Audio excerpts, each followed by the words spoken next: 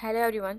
31st episode के start में देखते हैं कि गोंजे सुसु से कहता है कि हम दोनों चाइल्डहुड से एक दूसरे को जानते हैं और तुम जानती हो कि मैं तुमसे बहुत मोहब्बत करता हूँ। मगर सुसु कहती है कि मैं तुम्हारी रिस्पेक्ट तो करती हूँ मगर तुमसे मोहब्बत नहीं करती और मैं शादी अपनी मर्जी से करूंगी। तो गोंजे कहता है कि मैं इस लायक बनूंगा कि फ्यूचर में हम दोनों लाइफ पार्टनर बने। नेक्स्ट सीन में देखते हैं कि इमॉर्टल ज़ोउ ताइजन को चीफ क्यू से मिलवाने लाता है। तो ताइजन अपने मास्टर और चीफ क्यू को देखकर सोचता है कि डेविल गॉड ने इन दोनों को मार दिया था। चीफ क्यू से कहता है कि तुम गर्ल टाइम पर आए क्योंकि मेरी बेटी सुसु इस टाइम बाहर गई हुई है, वरना मैं तुम्हें उससे मिलवाता। तो ताइजन कहता है कि मैं अपनी कल्टीवेशन के अलावा किसी चीज में इंटरेस्टेड नहीं, इसलिए मैं आपकी बेटी से फिर मिल लूंगा। और फिर कहता है कि मैं इस टाइम आपसे कुछ पूछने आया हूँ। चीफ क्यू कहता है कि तुम जो पूछना चाहते हो पूछो। तो ताइजन कहता है कि 500 साल पहले शेंग में मेरा एक फ्रेंड था और वो आपके डिसाइपल गोंजे जैसा था। तो क्या गोंजे के बारे में कोई ऐसी मिस्टीरियस बात है जो आप जानते हो? तो चीफ क्यू कहता है कि गोंजे को नॉर्मल ह्यूमन नहीं,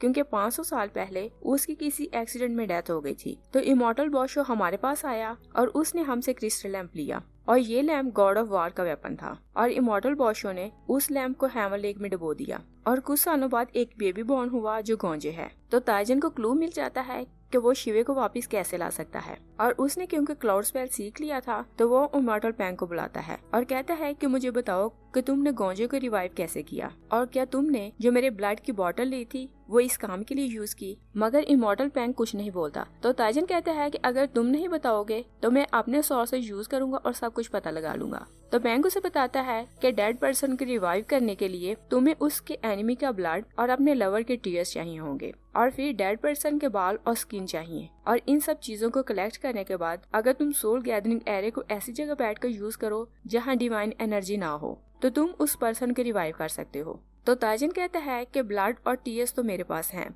मगर मैं शिवे की स्किन और हेयर नहीं ला सकता। और फिर वो अपनी आई के बारे में सोचता है और कहता है कि मेरी एक आई शिवे की है, तो इस टाइम मैं इसी से काम चलाऊंगा और इसे रिवाइव करने की कोशिश करूंगा। और फिर पूछता है कि मैं सोल गैदरिंग एरे कहाँ से सीख सकता हूँ, मगर पैंग उसे कुछ नहीं बताता और कहता है कि तुम शिवे को रिवाइव नहीं कर सकते क्योंकि ये इम्पॉसिबल है। वो वहाँ से चला जाता है। तो ताइजन कहता है कि अगर तुम लिन को वापस ला सकते हो तो मैं शिवे को वापस क्यों नहीं ला सकता और डिसाइड करता है कि मैं हर हाल में शिवे को वापस लाऊंगा। और उसे पता चल गया था कि वो गोंजे से कुछ क्लू ढूंढ सकता है, तो वो इस टाइम उससे मिलने आता है। गोंजे उसे देखकर कहता है कि मुझे ऐसा लगता है कि मैं तुम्हें सालों से जानता हूँ। तो ताइजन उसे बताता है कि 500 साल पहले मेरा एक फ्रेंड था जो तुम्हारे जैसा दिखता था और मैं हमेशा उसे एडमायर करता था और उसे जैसा बनना चाहता था और अब मैं यहाँ इमॉर्टल की ट्रेनिंग करने आया तो मुझे चांस मिल सकता है कि मैं तुम्हारा जैसा बन जाऊँ। तो गोंजे बहुत खुश होकर उसे अपने बारे में बताता है और कहता है कि मैं सुसु को पसंद करता हूँ, मगर अपनी पनिश कंप्लीट करने के बाद जब से वो वापस आई है उसका एटीट्यूड बहुत कोल्ड हो गया है।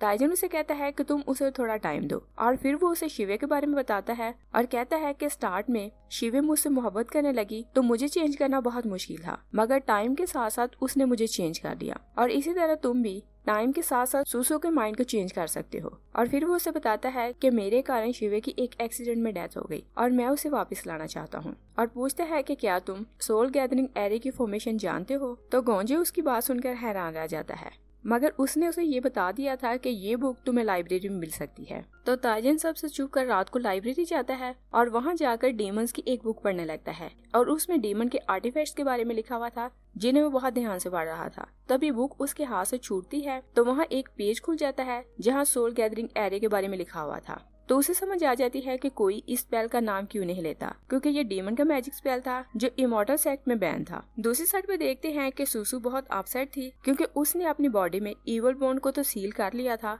मगर वो उसे सील नहीं रख पा रही थी। तो सोचती है कि मुझे लाइब्रेरी से जाकर कोई बुक ढूंढनी चाहिए ताकि मुझे मेथड पता चले कि मैं इस इवल बॉन्ड को हमेशा के लिए अपनी बॉडी में सील कैसे कर सकती हूँ। और उधर हम देखते हैं कि ताइजन वहीं खड़े होकर स्पेल याद कर रहा था और जब स्पेल याद हो जाता है तो वो बुक को रैक में रख देता है और सुसु भी वही बुक ढूंढने आई थी और रैक में उसे बुक नजर आती है तो वो बुक उठा लेती है। और तभी ताइजन को याद आता है कि मैंने स्पेल को एलिमिनेट करने का मेथड तो नहीं सीखा और वो बुक वापस लेने लगते हैं तो वहाँ बुक नहीं थी और वो देखते हैं कि एक लड़की वो बुक लेकर जा रही है। तो वो उसे फॉलो करने लगता है कि वो लड़की कहाँ जाती है, मगर वो सुसु का फेस नहीं देख पाता और फिर हम देखते हैं कि ताइजन बैठा हुआ था तो क्रो आकर उसे बताता है कि मैंने उस इमॉर्टल गर्ल का पता लगा लिया है जिसके बारे में आपने जानने के लिए कहा था। तो वो उसे सुसु की प्लेस के बारे में बताता है और क्रो से सुसु के घर का एड्रेस पूछकर ताइजन रात को छुप कर उसके घर जाता है और सारे घर में बुक ढूंढता है और वो वहाँ से जाने लगता है कि उसे बुक बेड के नीचे मिल जाती है। तो वो वहीं बैठकर उस स्पेल का मेथड सीखने लगता है और बुक में लिखा हुआ था कि अगर आप किसी ऐसे पर्सन का ब्लड चूज करते हैं जो प्योर हो तो आप सोल्स को जमा कर सकते हैं। तो उसे याद आता है कि गोंजे ने मुझे बताया था कि चीफ क्यू की बेटी सुसु प्योर है, तो वो सोचता है कि मैं उसके ब्लड से शिवे को वापस ला सकता हूँ। नेक्स्ट सीन में देखते हैं कि डेविल गॉड के दोनों फॉलोअर्स सीजिंग और मे दोनों मियान से हेल्प लेने बैरन जाते हैं और मियान वहाँ सीड तो था मगर वो सुन सकता था और बोल सकता था। तो सीजिंग उसे कहती है कि तुम और चुएंज हजारों सालों से मैरिड थे, तो हमें बताओ कि हम डेविल गॉड को वापस कैसे ला सकते हैं, क्योंकि उसने तुम्हें कोई मेथड बताया होगा। तो मियान उसे पूछता है कि बताओ कि डीमन आर्टिफैक्ट को कहाँ सील किया गया है। तो सीजिंग उसे बताती है कि बोन रिफाइनिंग सील को इमॉर्टल्स ने अपने सेक्ट में सील किया हुआ है मगर हम उसे अपनी पावर से वापस नहीं ला सकते। तो मियान उन्हें एक मंत्रा देता है और कहता है कि इसके साथ तुम अपनी डीमन पावर कंबाइन करोगे तो तुम सील को तोड़ सकते हो। डीमन वहाँ से चले जाते हैं तो मियान कहता है कि जैसे ही तुम लोग इस मंत्रा के साथ अपनी डीमन पावर को मिलाओगे तो मेरी सील्स भी टूट जाएंगी और मैं यहाँ से बाहर निकल जाऊंगा। और फिर हम देखते हैं कि सारे इमॉर्टल सेक्स का लीडर शैन ट्रैवलिंग से वापस आया था तो उसका बेटा मी और उसके डिसाइपल उसे वेलकम करते हैं। तभी उसे हैंसेक की तरफ से एक लेटर मिलता है और उसमें लिखा था कि डीमन गॉड्स सीजेंग और मी ने शैंगजी रैले में एंटर होने की कोशिश की और हम सबको मिलकर उन डीमंस को पकड़ना होगा। तो शैन सब इमॉर्टल लीडर्स को बुलाता है तो वो सब डिसाइड करते हैं कि हर साल की तरह हम लोग अपने स्टूडेंट्स के लिए एक कंपटीशन अरेंज करते हैं और हमारे डिसाइपल जाकर डीमंस को पकड़ेंगे। और फिर हम देखते हैं कि ताइजन कुछ इमॉर्टल डिसाइपल के साथ चोंगजी माउंटेन जाता है तो वो लोग उसे बताते हैं कि चोंगजी माउंटेन की एनर्जी बहुत प्योर है और जब तुम चाहो यहाँ कल्टीवेशन के लिए आ सकते हो। और शैंगचिन पैलेस वहीं साथ ही था तो वो उसे बताते हैं कि मिंगजे शैंगचिन पैलेस में रहा करता था और उसकी डेथ के बाद इसे बंद कर दिया गया है मगर ये पैलेस सिर्फ कंपटीशन के टाइम खुलता है। और फिर हम देखते हैं कि कंपटीशन का दिन आता है तो लीडर अनाउंस करता है कि जो डिसाइपल ज्यादा डीमंस को पकड़ेंगे उन्हें प्रमोट किया जाएगा और उन्हें सबसे ज्यादा डीमन लॉकिंग नेट्स मिलेंगी